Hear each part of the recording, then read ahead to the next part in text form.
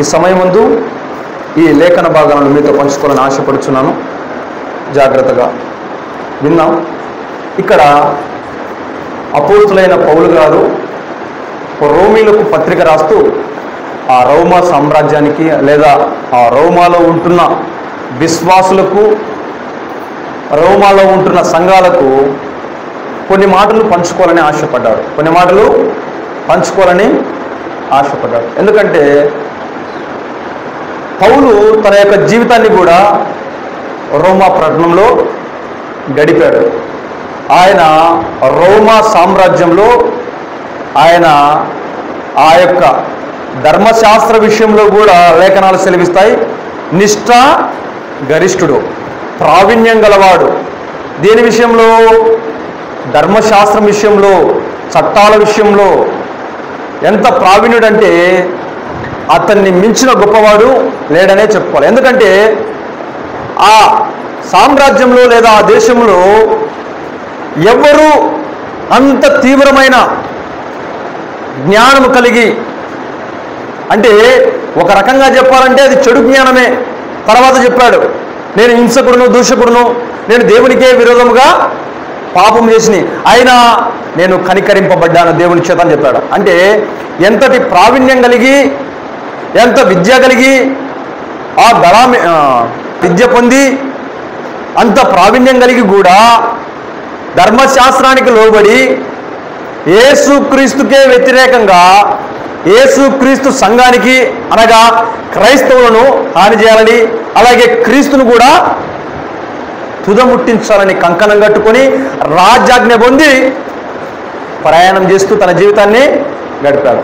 అలాంటి వ్యక్తి ఈ రోమా సామ్రాజ్యంలో ఉంటున్న ప్రజలకు, విశ్వాసులకు చక్కటి లేఖనాలు రాస్తూ వివరిస్తున్నాడు.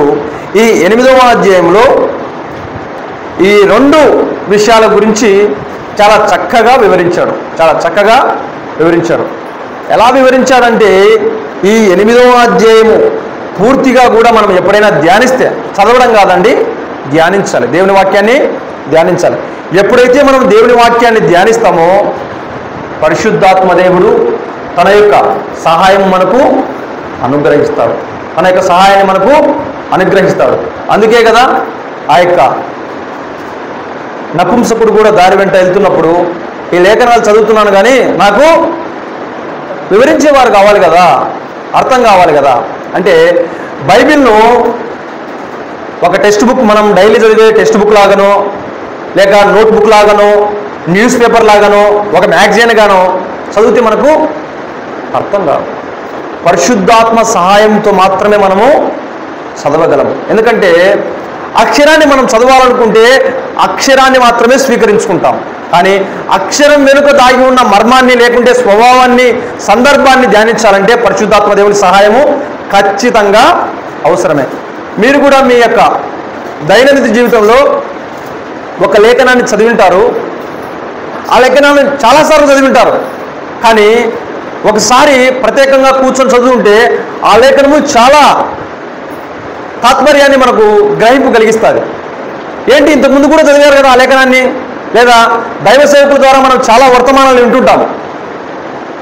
విన్న వర్తమాన్నే మరొకసారి విన్నప్పుడు, ఏదో అనుకోని సందర్భంలోనో మన మనసు బరువైనప్పుడు వింటే ఆ లేఖనాల ద్వారా పరిశుద్ధాత్మ దేవుడు నీతో నాతో మాట్లాడాలని సహాయం చేస్తాడు. అయితే ఇక్కడ పౌలు గారు చెప్తున్నారంటే ఆత్మ విషయం గురించి, శరీరం విషయం గురించి చెప్తున్నాడు. అక్కడ 5వ వచనంలో మాట్లాడుతూ శరీరానుసారులు శరీరం మీద మనసునుంతురు, ఆత్మానుసారులు ఆత్మ విషయాల మీద మనసునుంతురు. శరీరానుసారమైన మనసు మరణము, ఆత్మానుసారమైన మనసు జీవమును సమాధానమునై ఉన్నది. ఇక్కడ శరీరానుసారమైన మనసు ఎలా ఉందో, ఆత్మానుసారమైన మనసు ఎలా ఉందో తెలియజేశారు. ప్రతి ఒక్క విశ్వాసి తెలుసుకోదగిన అంశం. ఎందుకు ఈ మాట చెప్తున్నానంటే, ఇప్పుడు మనం జనరల్గా మన జీవితంలో ప్రయాణం చేస్తుంటాం. డైలీ లైఫ్లో, మన యొక్క దైనందిన జీవితంలో మన యొక్క పనులన్నీ చేసుకుంటూ పోతుంటాం. కానీ మనం పనిచేసుకున్న చోట సీసీ కెమెరా బిగించారనుకోండి, మనం మునుపటి వల్లే పనిచేస్తామా? అంటే ఇంతకుముందు పనిచేసినట్టు చేస్తామా? అలా చేయలేము. ఆ సీసీ కెమెరా లేనప్పుడు మనసు ఫ్రీగా మనకి ఇష్టమైన రీతిగా పనిచేస్తాం. ఆ సీసీ కెమెరాలో ఎప్పుడైతే ఆ సీసీ కెమెరా పనిచేస్తుందో మన ఒళ్ళంతా ఎంత భయం కలిగి ఉంటుందంటే ఏం చేయాలన్నా కూడా ఆ సీసీ కెమెరాలో రికార్డ్ అవుతుంటుంది. అంటే ఆ సీసీ కెమెరా ఉన్నది కనుక మనకు ఎంత భయము, ఏం చేయాలన్నా కూడా, మనకు ఫోన్ వచ్చినా కూడా ఫ్రీగా మాట్లాడలేదు. అలాగే శరీరాన్ని గురించి, ఆత్మను గురించి చెప్తున్నాడు. మనందరికీ శరీరం ఉన్నది, ఆత్మ ఉన్నది. అయితే శరీరానుసారమైన జీవితము మరణము, శరీరానుసారమైన జీవితము మరణము. కానీ ఆత్మానుసారమైన జీవితము మరణం కాదు, సమాధానం. అక్కడ చెప్తున్నాడు చూడు, జీవము. చూడండి, జీవం అంటే బ్రతికి ఉన్నది. బ్రతికి ఉన్న వారిని మాత్రమే జీవుల లెక్కలో చేరుస్తారు. అందుకంటే యేసుక్రీస్తు కూడా నేను సజీవుడను, ఆయనకు మరణము బంధింపలేకపోయింది, ఆయన మరణము బంధింపలేకపోయింది. అయితే ఇక్కడ పౌలు గారు చెప్తున్నారు, మీరు ఎప్పుడైతే ఆత్మ మీద మనసు పెడతారో అప్పుడు శరీర క్రియలన్నీ కూడా విడిచిపెడతారు.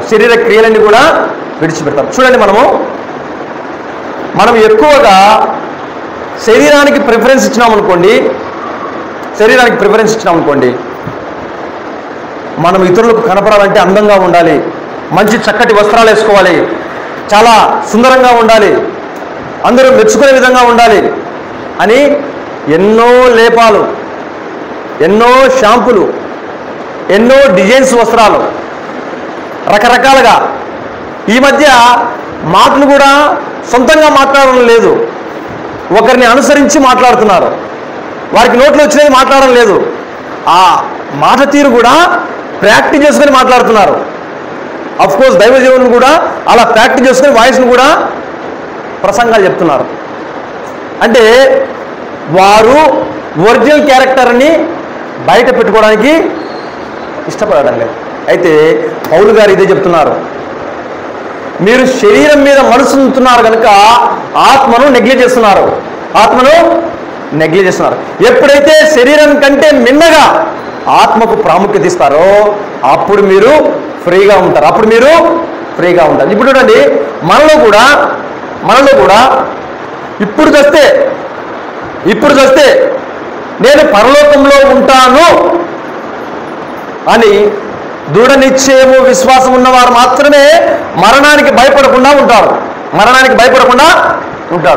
లేదు, అలాంటి ధైర్యము, అలాంటి మనసు లేకుంటే మనము మరణపు అంచుల్లో కొనిపోబడుతున్నప్పుడు, మరణానికి దగ్గర అవుతున్నప్పుడు మన మనసు చాలా భీతి చెందుతుంది, భయం కలిగిస్తుంది. అబ్బో నేను చనిపోతున్నాను, నా భార్య పిల్లలు ఎట్లా, నా ఇల్లు ఎట్లా, నా వాకిలు ఎట్లా, నా ఉద్యోగం ఎట్లా, నా సొమ్ము ఎట్లా, నా అప్పులు ఎట్లా, ఇవల్ల వాళ్ళకు దిగులు. వారిని మరణము కంటే ఈ ఆలోచనలు ఎక్కువగా ప్రభావితం చేస్తాయి.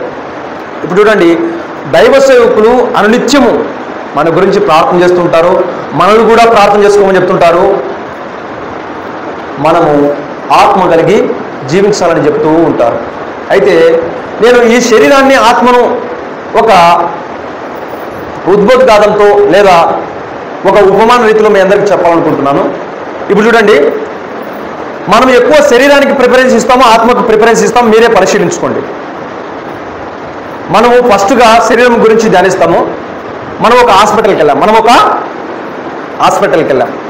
ఆసుపత్రికి వెళ్ళాం, మనకు ఆరోగ్యము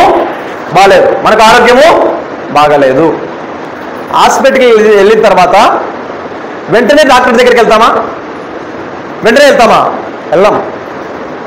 ఫస్ట్ మనం అక్కడికి వెళ్ళిన తర్వాత టోకెన్ తీసుకుంటాం.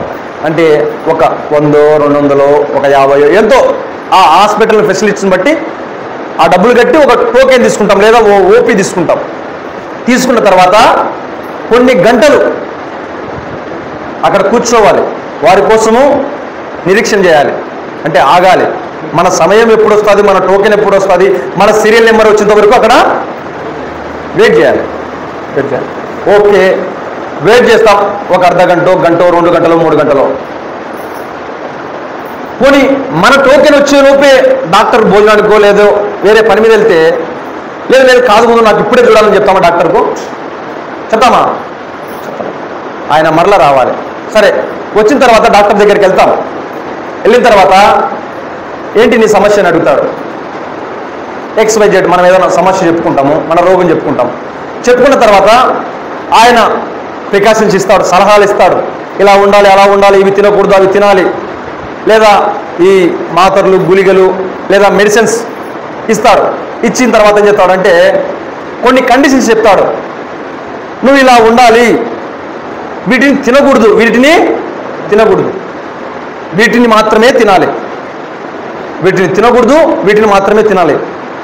ఆ తర్వాత చెప్తాడు నువ్వు ఎక్కువగా ప్రయాణం చేయవద్దు, లేదా మన యొక్క హెల్త్ కండిషన్ బట్టి చాలా కండిషన్ చెప్తారు. తర్వాత మెడిసిన్స్ కూడా నువ్వు ఇది ఉదయము, ఇది మధ్యాహ్నము, ఇది రాత్రి వాడాలి, తర్వాత 2 days తర్వాత మరలా రావాలి, లేదా 1 week తర్వాత మరలా రావాలి, మరలా ఒకసారి వచ్చి చెకప్ చేయించుకోవాలని చెప్తారు.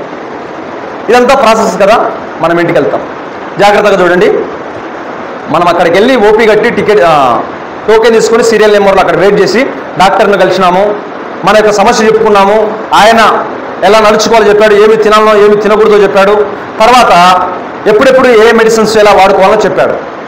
ఇంటికి వచ్చిన తర్వాత అవి వాడకుండా అలాగే పెట్టుకుంటారా? వారికి చదువు రాకపోయినా, వారికి జ్ఞానం లేకపోయినా, వారికి గుర్తు లేకపోయినా వారి ఇంట్లో వారికి చెప్తారు, ఇది ఉదయం వేసుకోవాలి, ఇది మధ్యాహ్నం వేసుకోవాలి, ఇది రాత్రి వేసుకోవాలి, లేదా ఇది పడుగడుపునే వేసుకోవాలి. ఆ వంట చేసేటప్పుడు కూడా అడుగుతారు ఏవేవి తినాలి, ఏవేవి తినకూడదు.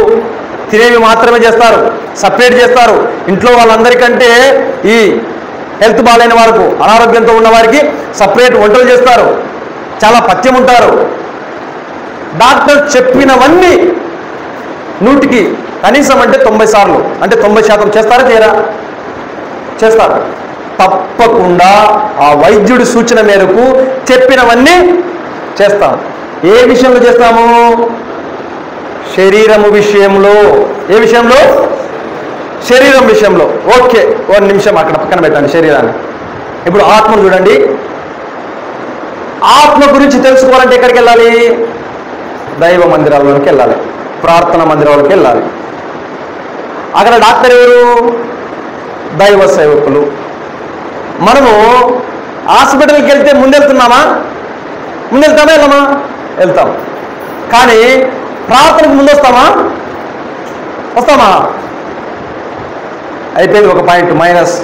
తర్వాత ఆ పాస్టర్ వచ్చేంత వరకు వెయిట్ చేస్తామా?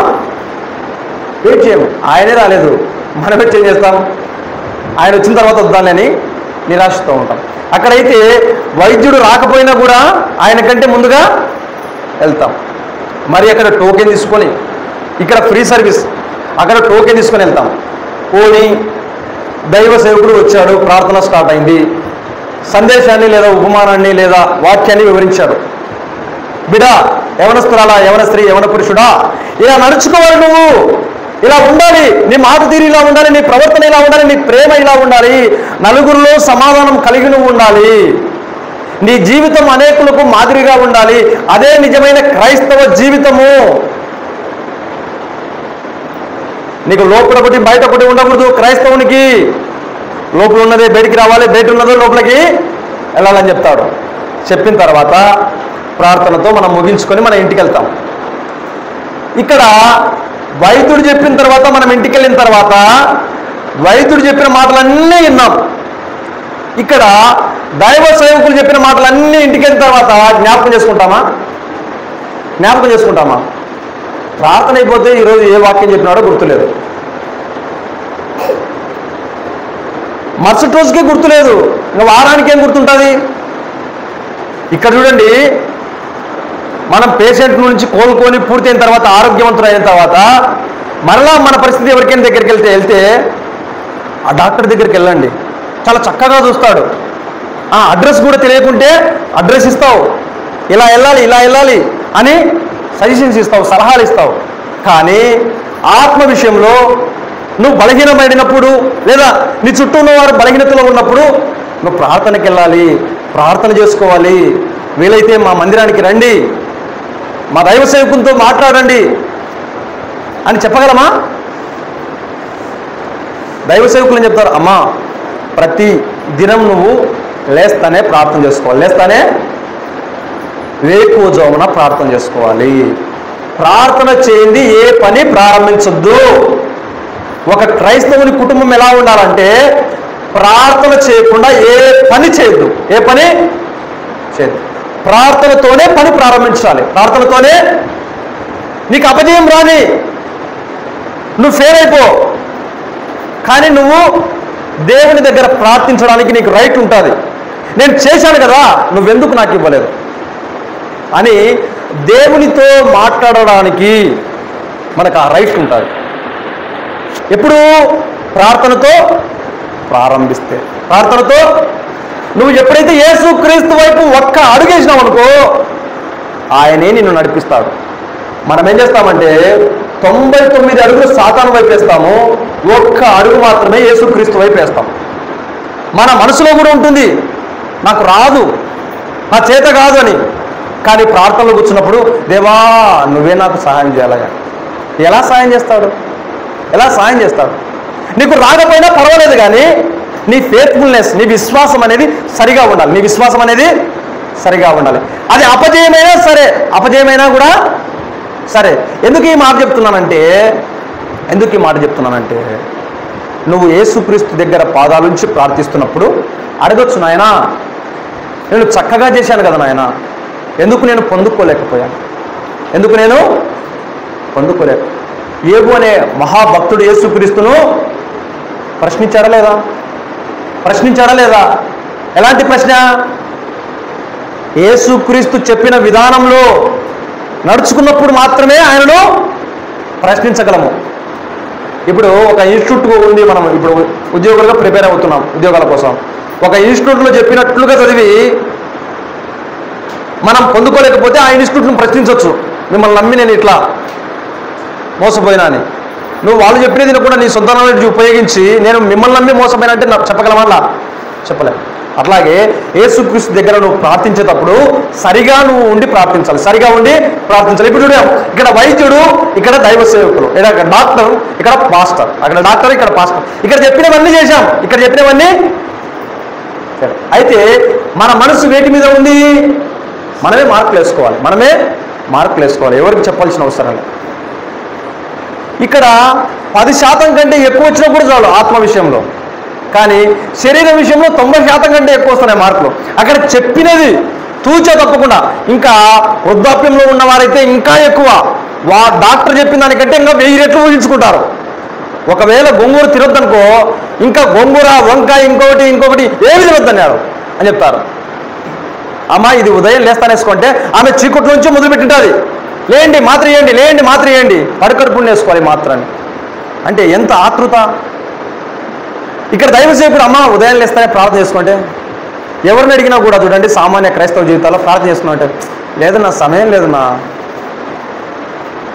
దేవుడిచ్చిన సమయంలో 24 గంటల సమయంలో కనీసం 5 నిమిషాలు మోకరించి ప్రార్థించుకోవడానికి సమయం లేకపోతే దేవుడు ఎట్లా నీకు సమయం ఇస్తాడు? దేవుని కంటే బిజీ అయిపోయాం మనం. దేవుడే నాయనా నీతో నేను మాట్లాడాలనుకుంటున్నా, సిద్ధంగా ఉన్నానైనా, మోకరించునైనా నేను నీతో మాట్లాడతా అంటే, లేదు నాయనా నీకంటే నేను బిజీ అని మన సమాజం చెప్పుకుంటున్నాం. చూడండి, దేవుడు మన ప్రార్థన వినడానికి సిద్ధంగా ఉన్నాడు. ఇక్కడ ఒక విషయం జాగ్రత్తగా పరిస్థితి గమనించాలి. నువ్వు యేసుక్రీస్తుతో దేవునితో మాట్లాడాలనుకుంటే ప్రార్థన చేయండి. ఆయన నీతో మాట్లాడాలనుకుంటే నువ్వు ప్రార్థన కాదు చేయాల్సింది, బైబిల్ ధ్యానించాలి. ఆయన నీతో మాట్లాడాలంటే బైబిల్ ధ్యానించాలి, నువ్వు ఆయనతో మాట్లాడాలంటే ప్రార్థన చేయాలి. ఇది 2 మాత్రమే గుర్తుపెట్టుకోవాలి. నువ్వు ఏదైనా క్లిష్ట పరిస్థితిలో ఉన్నప్పుడు సహాయం కావాలంటే ఆయన అడుగు. కొందరు క్రైస్తవ జీవితాలు ఎలా ఉంటాయంటే బైబిల్ ఇట్లా పట్టుకుంటారు, ప్రార్థన చేసుకుంటారు, ఏదో వచ్చే తీసుకుంటారు, ఆమేన్ అనేస్తారు. ఆ సందర్భం ఏంటి? ఆ ఉపోద్ఘాతం ఏంటి? ఎవరికి చెప్పాడు, ఎవరు చెప్పారు, ఏ సందర్భంలో చెప్పాడు, గ్రహింపు లేదు. అక్కడ నువ్వు నిశ్చయంగా మరణం పొందువుగాక అంటే లేదు లేదు లేదు మళ్ళీ ఇంకొకటి తీసుకుంటాం మనం. అంటే మనకు ఎప్పుడైతే నచ్చినది వస్తుందో అప్పుడు బైబిల్ వచ్చేంత వరకు తీసుకుంటాం. మంచిది ఉన్నప్పుడు మాత్రమే ఆమేనని ప్రార్థన చేసుకుంటాం. లేదా రాజు గురించో లేదా ప్రవక్త గురించో నువ్వు పాపం చేసినావు అని వచ్చినప్పుడు లేదు లేదు మనం పాపం చేయలేదు కదా మనం తిప్పుకుంటాం. అది రాజు గురించినే అనుకుంటాం. అంటే మనకు సూటబుల్ కొంటే ఆ వాక్యాన్ని తీసుకుంటున్నాం, మనకు సూటబుల్ లేదనుకో ఆ వాక్యాన్ని అలాగా. ఒక చోటు నుంచి మొదలుపెట్టి లేదా నీకు నచ్చిన పత్రిక, నీకు నచ్చిన సువార్త, నీకు నచ్చిన గ్రంథం ఏదైనా కానీ మొదటి నుంచి ప్రారంభించి చివరి వరకు ధ్యానించాలి. నువ్వు బైబిల్ను ఆది కాండం నుంచే ప్రారంభించాలని కొందరు చెప్తారేమో, కానీ నా ఉద్దేశంలో అలా కాదు. నువ్వు ఏదైనా చదువుకోవాలనుకున్నప్పుడు, తెలుసుకోవాలన్నప్పుడు ఒక పత్రిక కానివ్వండి, ఒక గ్రంథం కానివ్వండి, ఆ మొదటి అధ్యాయము మొదటి వచనం నుంచి ఎండింగ్ వరకు మాత్రమే చదవాలి నువ్వు. అప్పుడు చదివినప్పుడే ఆ గ్రంథం ఏదైనా కానీ, ఆ పత్రిక ఏదైనా కానీ, ఆ లేఖన భాగం ఏదైనా కానీ నీకు పూర్తిగా వివరంగా అర్థమవుతుంది. చాలామంది క్రైస్తవులు ఇంకా నేటికి కూడా క్రైస్తవులు అని చెప్పుకున్నవారు ఆ కీర్తనలు సామెతలు, కీర్తనలు అయిపోయినానుకో మళ్ళీ సామెతలు అయిపోయినా ఇంకా బైబిల్తో పని లేదు వాళ్ళకు, న్యూ టెస్టిమెంట్తో అవసరం లేదు. బైబిల్ అంతా కూడా ఒక్క అధ్యాయంలో ముగించబడింది. చెప్పగలరా అధ్యాయము? బైబిల్ అంతా కూడా ఒక్క అధ్యాయంతో ముగించబడింది. ఆ అధ్యాయం ఏంటి? అది న్యూ టెస్టిమెంట్లో ఉందా, ఓల్డ్ టెస్టిమెంట్లో ఉందా? హెబ్రీలకు రాసిన పత్రికలో ఉంటుంది ఒక అధ్యాయం, విశ్వాసుల వీరుల జాబితా అని. ఆ అధ్యాయంలో స్టార్టింగ్ నుంచి ఎండింగ్ వరకు ఉంటుంది. స్టార్టింగ్ నుంచి ఎండింగ్ వరకు ఉంది. ఆ చదివి నేను బైబిల్ అంతా చదివేసిన అని చెప్పుకుంటే అయిపోతుందా? అది జస్ట్ ఉపోద్ఘాతం మాత్రమే, నీకు అర్థం కావడానికి ఒక మాట మాత్రమే. అంటే బైబిల్ను నువ్వు ఎక్కడ ధ్యానించాలనుకున్నా, ఎక్కడ చదవాలనుకున్నా, నువ్వు చదివే పత్రిక ఏదైనా కానివ్వండి, నువ్వు చదివే గ్రంథం ఏదైనా కానీ మొదటి నుంచి చివరి వరకు చదువు, ధ్యానించు. అయితే ముక్కుబడిగా చదవద్దు. ముక్కుబడిగా రోజు 5 వచనాలు చదవాలి, రోజు 10 వచనాలు చదవాలని స్టార్ట్ చేయొద్దు. అయితే ఇక్కడ చూడండి, ఇక్కడ డాక్టర్ విషయంలో అన్నీ మనం ఆదేశిస్తున్నాం, అంటే ఫాలో అవుతున్నాము. ఇక్కడ దైవ సేవకుల విషయంలో ఫాలో అవుతున్నాం. అందుకే ఒక మాట చెప్తాడు చూడండి, మొదటి కొరింథీయులకు రాసిన పత్రిక 2:10. మొదటి కొరింథీయులకు రాసిన పత్రిక 2వ అధ్యాయం 10వ వచనం చూడండి.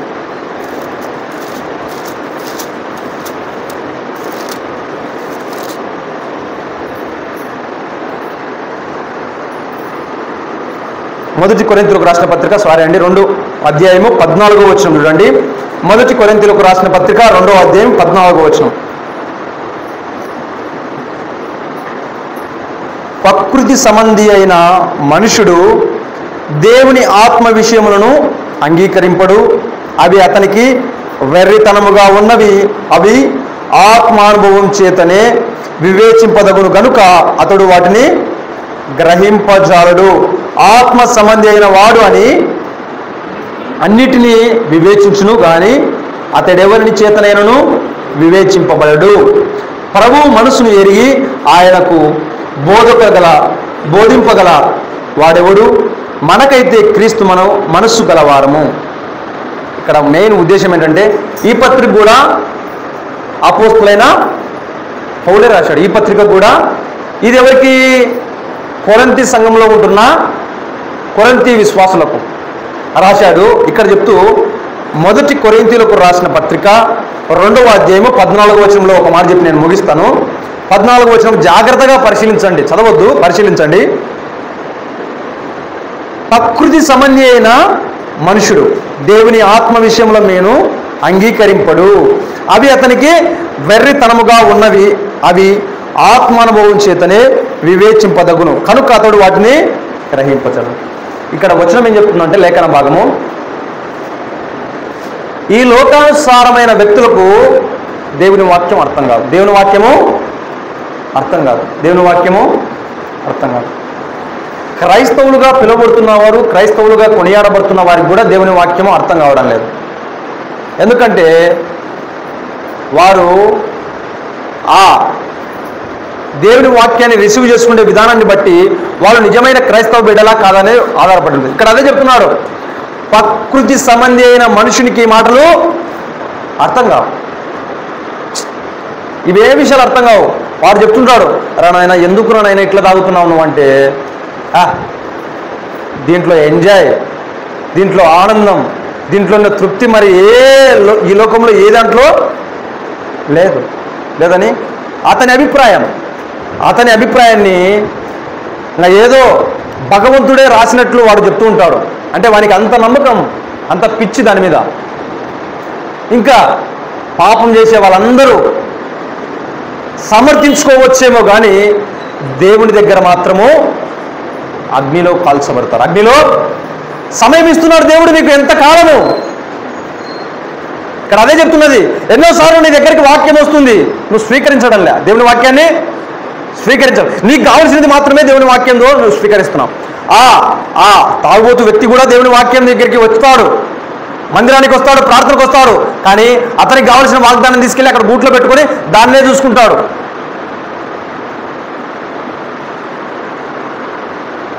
అతనికి కావాల్సింది అతను తీసుకుంటున్నాడు.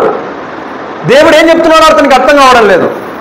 కానీ ఆయన ఎప్పుడైతే యేసుక్రీస్తునందు నువ్వు విశ్వాసం ఉంచుతావో అప్పుడే మరణములో నుండి జీవములోనికి, కొలస్సీ పత్రికలో ఉంటుంది, మరణములో నుండి జీవములోనికి దాటి ఉన్న ఆ వచనం చూడండి.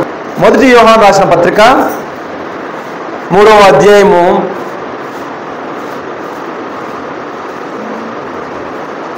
14వ వచనం చూడండి.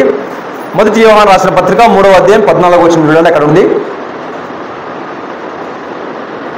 యోహాను రాసిన మొదటి పత్రిక 3వ అధ్యాయము 14వ వచనము. మనము సహోదరులను ప్రేమిస్తున్నాము గనుక మరణములో నుండి జీవములోనికి దాటి ఉన్నామని ఎరుగుదము.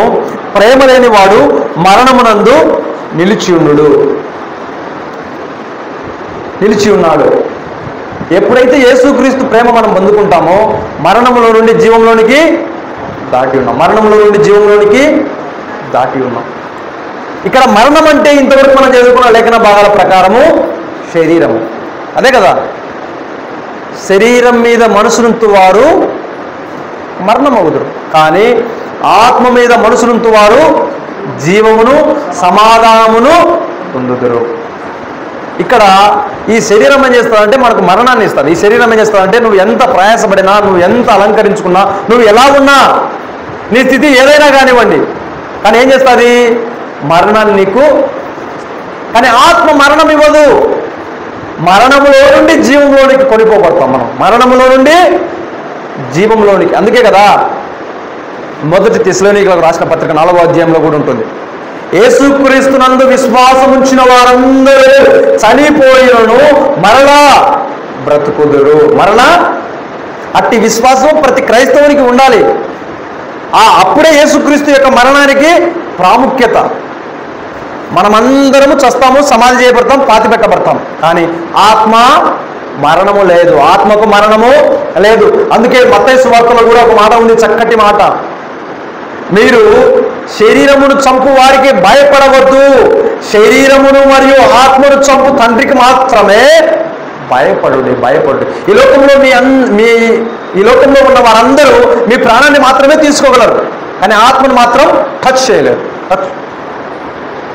సాతాను గారు కూడా ఏం చేశాడు? ప్రార్థన నిబంధన గ్రంథంలో యోబులో ఉండరా శరీరాన్ని ఎంత తీసుకున్నాడు, కానీ విశ్వాసాన్ని మాత్రము ఏం చేయలేకపోయాడు. ఓకే, చేయలేకపోయినా కూడా యోబు దగ్గరికి రావడానికి ఎవరు పర్మిషన్ తీసుకున్నాడు? దేవుని పర్మిషన్ తీసుకునే ఆయన సెలవిస్తేనే వచ్చాడు. జాగ్రత్త సుమా, ఈ లోకానుసారులు, ఈ లోకంలో ఉన్న నాయకులు మరెవరైనా కానివ్వండి, నీ శరీరానికి హాని మాత్రమే చేస్తారు, కానీ నీ విశ్వాసాన్ని మాత్రము ఏం చేయలేరు. కాబట్టి శరీరమును మరియు ఆత్మను బ్రతికింపగల లేదా నరకంలో పడవేయగల దేవునికి మాత్రమే మనం భయపడి లోబడాలి. మన యొక్క దైనందిన జీవితంలో కూడా మనము ఇంతవరకు చదువుకున్న లేదా ఇంతవరకు ధ్యానించిన మాటలో శరీరం అనే ఆత్మ అనే 2 విషయాలు మాట్లాడడం. అయితే మన జీవితంలో రోజు కూడా మనం జ్ఞాపకం ఉంచుకోండి, ఈరోజు శరీరానికి ఎంత సమయం కేటాయించాము, ఆత్మకు ఎంత అని అడిగితే ఆత్మకు కనీసం 24 గంటల్లో 1 గంట కూడా కేటాయించలేము.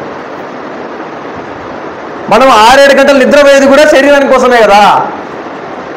స్నానం చేస్తాము, తింటాము, లేదా మనం ఉద్యోగరీత్యా ప్రయాణం చేసి వెళ్తాము, అన్ని శరీరానికే.